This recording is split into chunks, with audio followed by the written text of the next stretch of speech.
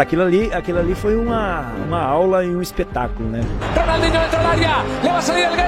Sempre uma alegria muito grande recordar. Ronaldinho, que golaço! Que golaço! Que golaço! E quando o Ronaldinho entra e fala assim, hoje eu vou marcar a história do futebol. Ele falou isso antes? Ele falou. Espetacular, Ronaldinho Gaúcho! O quão mágico tem que ser um jogador para fazer um estádio inteiro se esquecer de uma das maiores rivalidades da história do futebol, para simplesmente reverenciar todo o seu talento e aplaudir de pé um jogador do seu maior rival. Às vezes não temos noção do tamanho do feito que conseguiu Ronaldinho Gaúcho nesse dia.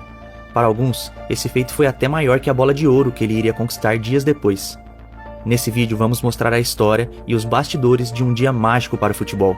E independente se você gosta mais do Real Madrid ou do Barcelona, todos concordamos que nesse dia o bruxo realmente marcou a história de um dos maiores clássicos do mundo.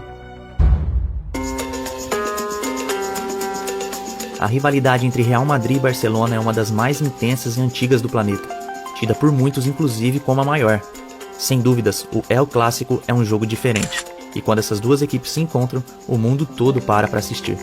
E toda essa rivalidade vai além da disputa de títulos, de grandes jogadores em campo, de jogos disputadíssimos, enfim, todo o lado esportivo do duelo. O confronto traz também o lado político e cultural envolvendo as duas equipes. Mesmo que indiretamente, o Barcelona sempre foi um símbolo da luta do povo catalão por independência. Já o Real Madrid é o time da realeza espanhola e representa o poder centralizador de Madrid. Inclusive nos jogos é normal ver torcedores do Barça carregarem e exibirem com orgulho a bandeira da Catalunha, enquanto a torcida do Real faz o mesmo com a bandeira da Espanha. Um dos episódios marcantes que retratam o tamanho da rivalidade entre os dois clubes foi quando o português Luís Figo trocou o Barcelona pelo Real Madrid em 2000. Figo tinha grande identificação com o clube catalão e era considerado o ídolo no Barcelona, onde jogou por 5 temporadas e conquistou 7 títulos, carregando inclusive a braçadeira de capitão por várias vezes, além de ser considerado como um dos melhores jogadores de futebol do mundo. No entanto, algo que parecia improvável aconteceu. Ele aceitou a proposta de Florentino Pérez, o presidente do Real Madrid, que pagou 60 milhões de euros pela contratação, um valor recorde na época, se tornando o primeiro galáctico daquele time de estrelas que o Real montou nos anos 2000. A mudança de Figo para o rival histórico do Barcelona causou uma enorme revolta nos torcedores culés, que se sentiam traídos pelo seu ex-ídolo, e o seu retorno ao Camp Nou, agora como jogador do Real Madrid, foi pra lá de hostil. Eram mais de 100 mil pessoas no estádio, e o craque português foi recebido com uma chuva de vaias, insultos e objetos lançados pela torcida catalã. O barulho no estádio era ensurdecedor. Até hoje acredita-se na Espanha que foi a maior vaia ouvida em um campo de futebol. Em outro confronto, já na temporada de 2002, no momento em que Figo se preparava para bater um escanteio, uma chuva de objetos começa a voar da arquibancada. O jogo é paralisado e os jogadores do Real tiveram que sair escoltados para o banco de reservas. E algo que ficou marcado nesse dia é que até uma cabeça de porco foi jogada no português nesse momento. Já deu para ter uma noção do tamanho da rivalidade entre esses dois clubes, né? E pensar que um jogador brasileiro, com todo o seu talento, fez tudo isso ficar em segundo plano. Com certeza esse é um El Clássico que ficou para a história. Real Madrid e Barcelona brigavam pela liderança do campeonato espanhol. O jogo marcava o retorno de Ronaldo Fenômeno aos gramados, depois de um tempo afastado por uma lesão no tornozelo. O encontro de Samuel Eto'o com a torcida do Real após ter provocado seu ex-clube durante a comemoração do título da La Liga na temporada anterior. E também o primeiro clássico de um jovem jogador argentino, que vinha da base do Barcelona e era uma grande aposta do time.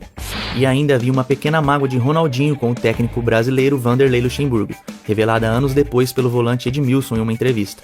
Quando ainda era técnico da seleção brasileira, Luxemburgo havia declarado durante uma coletiva que tirou Ronaldinho do time titular da seleção, pois o jogador estava fora de forma, alegando que ele tinha perdido mobilidade e que isso estava o atrapalhando, o que causou a revolta do jogador na época. O fato é que Ronaldinho nunca engoliu essa declaração de Luxemburgo e entrou em campo com aquela motivação a mais, visto que agora o técnico brasileiro era o comandante do Real Madrid. Ou seja, ingredientes para ser um grande jogo não faltavam. O Santiago Bernabéu estava lotado. Era incrível a qualidade dessas duas equipes na época. Eram praticamente duas seleções em campo, com grandes estrelas dos dois lados, porém, uma brilharia muito mais que as outras naquela noite. Com a bola rolando, o jogo já começa muito disputado.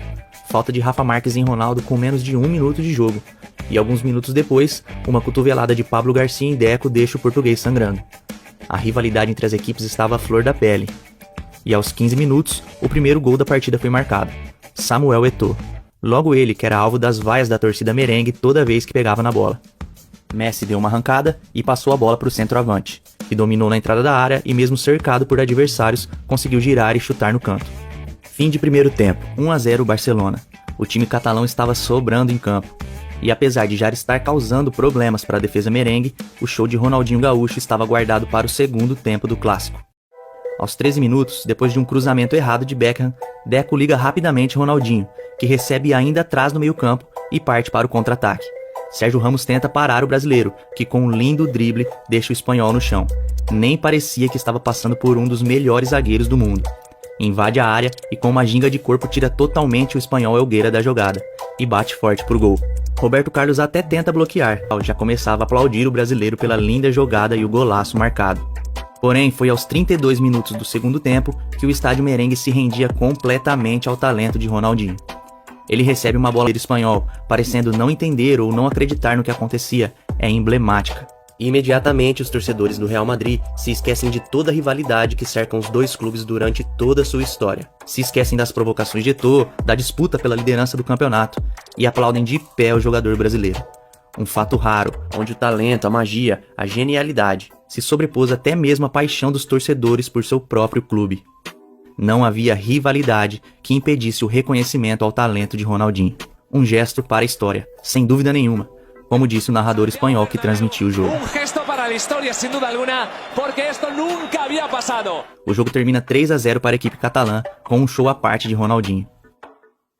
No outro dia, jornais do mundo todo estampavam o que havia acontecido no Santiago Bernabéu. Banho histórico, estampou o mundo deportivo. Além de destacar que o brasileiro não era um craque, era o craque. Ronaldinho irradiou alegria, sorriu e se divertiu enquanto recebia os aplausos de um público que desejou que ele fosse um deles. Era o que trazia um jornal The Guardian da Inglaterra. Realmente foi uma noite mágica para o brasileiro, e que ficou marcada na história do confronto.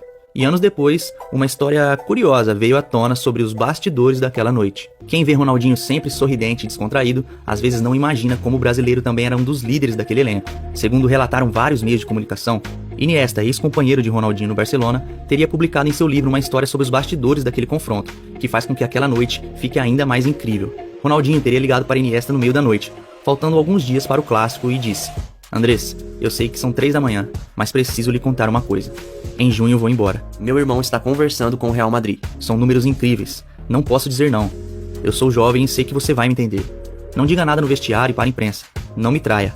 Confio em você mais do que qualquer outra pessoa." Foi nesse episódio que Iniesta percebeu que a genialidade de um dos maiores ídolos que o Barcelona já teve estava além do talento com a bola nos pés. Ele não me deu tempo de dizer nada. No dia seguinte, nós estávamos treinando no campo e a atmosfera estava estranha. O grupo inteiro estava em silêncio e parecia estar se despedindo de Ronaldinho como nunca. Mas na verdade, o que ninguém sabia era que Ronaldinho havia feito o mesmo com todo o elenco, e essa foi uma estratégia que ele usou para saber se poderia contar com seus companheiros e unir ainda mais a equipe. E momentos antes da partida contra o Real, a verdade enfim foi revelada. Hoje temos um jogo importante. Eles são fortes, mas descobri que somos como uma família. Liguei para todos vocês no meio da noite, dizendo que estava saindo em junho, mas nenhum de vocês contou. Depois disso, percebi que estamos todos dispostos a morrer uns pelos outros. Vou ficar aqui por muitos anos. Agora vamos para o campo e vamos ensinar futebol às pessoas de Madrid. A estratégia com certeza deu resultado, e o Barcelona realmente deu uma aula de futebol naquele dia. E se realmente isso aconteceu, foi mais um truque de mágica do bruxo, só que dessa vez fora das 4 linhas. O desfecho especial dessa noite ocorreu cerca de uma semana depois, em 28 de novembro, quando Ronaldinho foi oficialmente anunciado como vencedor da Bola de Ouro, confirmando o que o mundo todo já sabia. Embora já tenha conquistado o prêmio da FIFA no ano anterior, a Bola de Ouro da France Football era inédita para ele. Foi a consagração de uma noite mágica e uma temporada histórica do brasileiro. Com certeza, Ronaldinho marcou a história do El Clássico e também a história do Barcelona. Podemos dizer que existe um antes e depois de Ronaldinho no clube catalão. E quando falamos do bruxo em seu auge, são muitos os que colocam o jogador como o mais mágico e talentoso que já existiu.